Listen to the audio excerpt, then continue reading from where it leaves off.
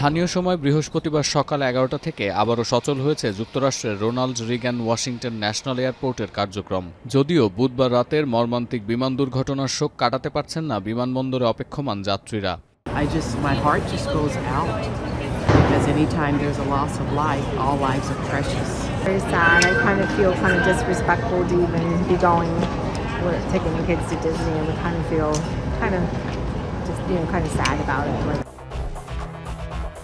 ওয়াশিংটনে মার্কিন সেনাবাহিনীর ব্ল্যাক হক হেলিকপ্টারের সঙ্গে সংঘর্ষে বিধ্বস্ত উড়োজাহাজের ব্ল্যাক বক্স উদ্ধার হলেও স্পষ্ট হয়নি দুর্ঘটনার কারণ। হেলিকপ্টারের ট্র্যাকিং সিস্টেম অকেজো হওয়ায় পাইলট উড়োজাহাজের অবস্থান নির্ণয় করতে ব্যর্থ হয়েছেন। প্রাথমিকভাবে এমনটা ধারণা করা হলেও আর্মি অ্যাভিয়েশনের চিফ অফ স্টাফ বলছেন, অন্ধকারে দেখার জন্য যে নাইট ভিশন গ্লাস ব্যবহার করা হয়, হেলিকপ্টারের ক্রুরা সেটি আদৌ ব্যবহার করেছেন কিনা তা তদন্ত করে দেখা জরুরি।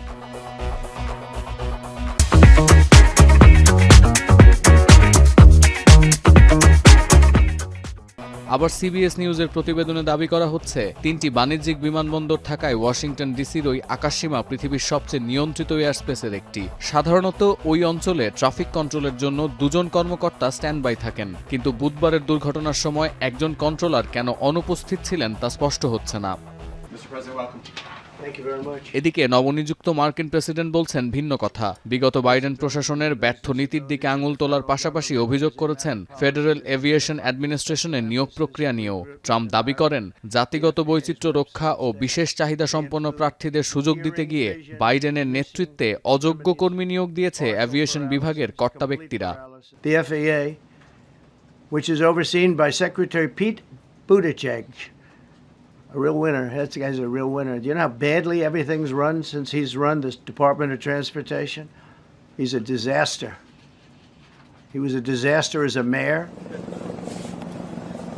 এদিকে বৃহস্পতিবার সন্ধ্যা পর্যন্ত অধিকাংশ মরদেহ উদ্ধারের কাজ সম্পন্ন হওয়ার পর পটোম্যাক নদী থেকে ধ্বংস হয়ে যাওয়া বিমান ও কপ্টারের যন্ত্রাংশ পরীক্ষার জন্য সংগ্রহ করছে তদন্তকারী কর্মকর্তারা। প্রাথমিক অনুসন্ধান শেষে বোর্ড কর্মকর্তারা সিএনএনকে জানায়, ব্যস্ত ও জটিল আকাশসীমায় হেলিকপ্টারটি পথ হারিয়ে ফেলায় এই দুর্ঘটনা ঘটে থাকতে পারে।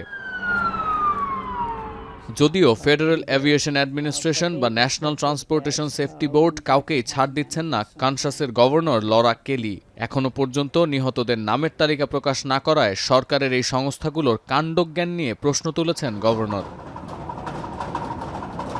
সতীর্থ কর্মকার, এখন বিশ্ব।